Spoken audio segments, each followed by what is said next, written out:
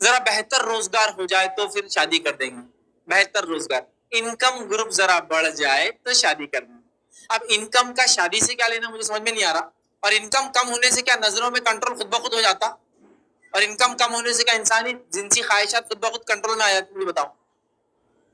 نہیں بولے روزگار ذرا بہتر, لڑکوں کے لیے زیادہ سیریس پرابلم ہوتا ہے. روزگار ذرا بہتر ہو جائے تو انشاءاللہ ہم بہا دیں گے, تمہاری شادی کر دیں گے. اب وہ بیچارہ گریجویٹ پوسٹ گریجویٹ ابا کے پاس بھاگ کر آئے, 25 سال تو عمر ہو گئی. اب بولا ابا بولتے بیٹے 25,000 والا جاؤ. اب وہ بھاگ رہا 25,000 کما کے آ گیا, بایوڈا بن گیا, مارکیٹ میں جا رہے تو بولے خود کا گھر ہونا, خود کا گھر بھی کر لیا, 30 تک عمر چلے گئی, اب خود کا گھر بھی کر لیا, پھر جا رہا.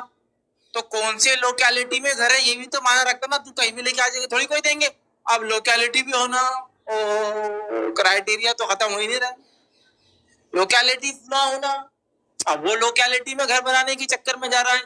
تو یہ بہتر روزگار کوئی اصول نہیں ہے میرے بھائی. اللہ کے رسول صلی اللہ علیہ وسلم کے زمانے میں ایسے بھی لوگ تھے جو بہت ہی قلیل تھوڑی سی انکم میں زندگی گزارتے تھے, لیکن ان کی بھی شادیاں ہوئی. کچھ ایسے بھی تھے مالو سونے چاندی کے ڈھیر ہیں, ان کی بھی شادیاں ہوئی. کوئی یہ نہیں بولا کہ میرے پاس پیسہ نہیں ہے تو نہیں. آئیے کتنے غریب لوگوں کی بھی شادیاں ہوتی تھی. ایک واقعے سے کرتا ہوں, مشہور واقعہ صحیح مسلم کی روایت. ایک خاتون ہے, اللہ کے رسول صلی اللہ علیہ وسلم آپ مجھ سے نکاح کر لیجیے. آپ صلی اللہ علیہ وسلم نے کہا میں تجھ سے نکاح کرنے کی ضرورت محسوس نہیں کرتا. ایک صحابی اٹھے اور کہا اللہ کے رسول صلی اللہ علیہ وسلم میرا نکاح اس سے کر دیجیے, مجھے ضرورت ہے. کہا گھر جا کچھ مہر کے لیے سونا وغیرہ لے کے, انگوٹھی وغیرہ, کوئی ایک کھجور کی گٹلی کی اتنا ہی سونا سے کچھ بھی لا. وہ دوڑے دوڑے گئے, آئے کہا کچھ بھی نہیں. کہا پھر نکاح کیسے کروں؟ ٹھیک, اچھا کہا جا چاندی وغیرہ کچھ ہو لے کے آئے, کہا انگوٹھی وغیرہ ہی ہو مہر میں دینے. وہ بھاگے بھاگے گئے, کہا وہ بھی نہیں. کہا کوئی لوہے کا ٹکڑا ہی ہو تو وہ لا لے.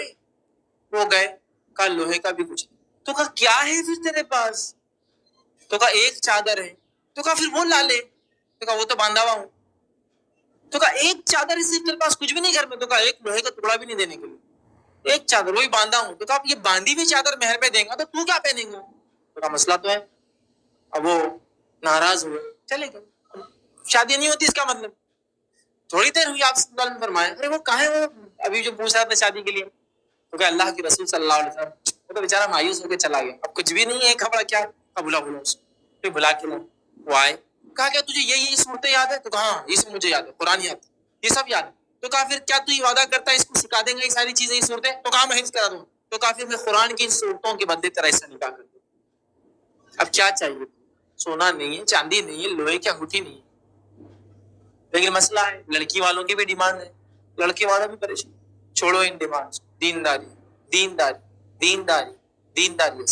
لڑکا دیندار ہے اللہ نوازیں گے, نوازیں گے, ایسا نوازیں گے جس سے بن گیا. لیکن بس دنیا چمکی بھی ہے. لوگ کیا بولیں گے, میرا داماد کیا کرتا تو کیا بولوں گا, چپل جوتے سیتا, ہاں حلال کام کرتا ہے, مجھے اس میں کوئی شرم نہیں. حلال کام, چپل جوتے سینا تو غلط نہیں, حلال کام. اور کوئی اس میں شریف نے کیا ممانعت ہے کیا چپل جوتے سینے کی؟ نہیں ہے, کوئی مسئلہ نہیں. لوگوں کیا بولوں گا, میرا داماد درزی تو کوئی مسئلہ. دیندار ہے تو درزی ہو سکتا. آپ بہت خاندان سیٹ صاحب ہے لیکن دینداری آپ کو نہیں مل رہی ہے, اس میں ہے, اس میں ہے تو کوئی مسئلہ نہیں, وہ کچھ بھی ہو سکتا.